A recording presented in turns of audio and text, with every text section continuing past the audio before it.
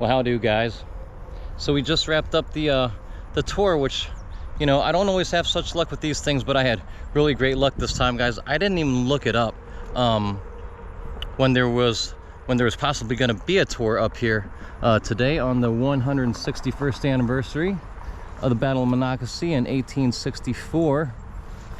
It's funny, I had a dream though that that I found out the tour was going to be at noon, so it's a good thing that I showed up before noon.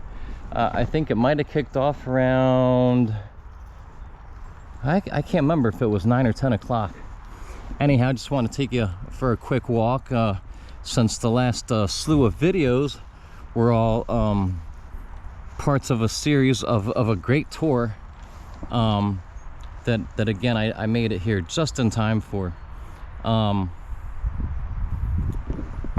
It was I don't want to say general knowledge. The ranger certainly gave a great presentation and certainly knows a lot more about the Battle of Monacacy than I do. But it was a great tour, and we basically hit just about every major site or farm, you know, because all of these battles always take place between farms or on farms, or, you know, a handful of farms. So you might be able to hear the noise in the background. We've got I-270, and that kind of splits the battlefield a little bit, along with Maryland Route 355. Up north just a bit. Let me see. North. I forget which way I'm facing, guys. I'm sorry. Well, up north a bit. You've got the Best Farm to the left or to the west. You've got the Worthington Farm. That's where the Confederates forded the Monacacy River. And I am at the Thomas Farm right now. The Thomas Farm was actually the scene of some of the heaviest fighting. It was a later stage of the battle. The battle kind of began closer to the river, and the Confederates, which of course outnumbered the Union folks, Lew Wallace and Co. and James Ricketts, they eventually got pushed kind of southward and then eastward. Of course, Lew Wallace had two primary goals. It was to slow down the advance, to guard Washington as long as he could, and also to make sure he had an escape route. And that escape route was across the railroad bridge. Loud trucks in the background. But this was the scene of some very heavy fighting. Gonna read just a little quote here for you. Among those hiding, and this is from nps.gov, among those hiding in the cellar of the Thomas Farm, and there's the mansion up there, was Alice Thomas's friend Mammy Tyler Gatchell, who recalled, "Pieces of shell were flying too near to be pleasant.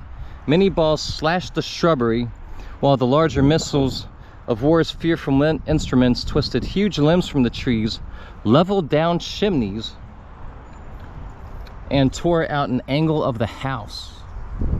So the battle may have started closer to the river, but it definitely got very pitched, and like I said, moved a little bit to the south and moved a little bit to the east once big bowed John Brown Gordon and his infantrymen came into the picture. A couple other notable things about this particular part of the property. Again, you've got the mansion up there, which I mean, by today's standards is a large house. By the standards of 19th century America, it was definitely a mansion. You know, it could be 6 or 8 bedrooms, I'm not exactly sure. But a couple interesting things to note. Let me see. The Thomas house, farm and house, were actually occupied by none other than Winfield Scott.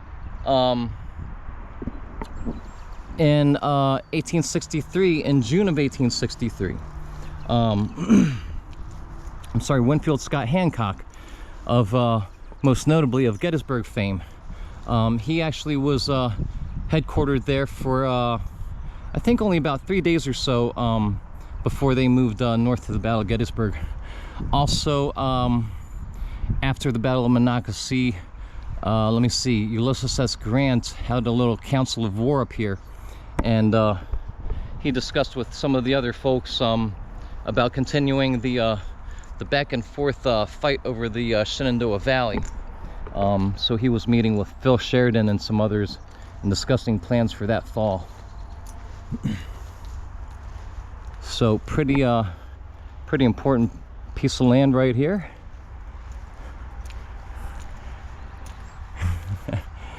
There goes the good ranger. He looks like he's had enough today. He bless his heart, he gave again a great presentation in quite a bit of heat for quite a bit of time. Again, we stopped at 4 or 5 stops. Best Farm, Worthington Farm, Thomas Farm. Started at the visitor center, and luckily that was the only place that he had some shade from a tent for a little while, and the rest of the tour was quite sunny and quite hot, so hats off to him. And it's been a great day here, great anniversary for 161, and I'm glad the guy appears perhaps to be going home, or at least somewhere cooler. It kind of stinks that today the visitor center has had some problems with their AC lately, and according to the website, should be back open tomorrow for anybody who wants to come visit. You know, so it's not for forever. Please come up here and visit the Monacacy National Battlefield whenever you can. It's located just south of Frederick. And oh, want to give a shout out to Jerry, who I just met up here. I was really surprised because we were all trying to be respectful and listen to the entertaining presentation. But I met Jerry afterwards, came and introduced himself and called me Mr. Lynch. So Jerry, it was great to meet you. By the way, please, next time you see me, call me Kevin. And Jerry and everybody else, we will see you guys soon.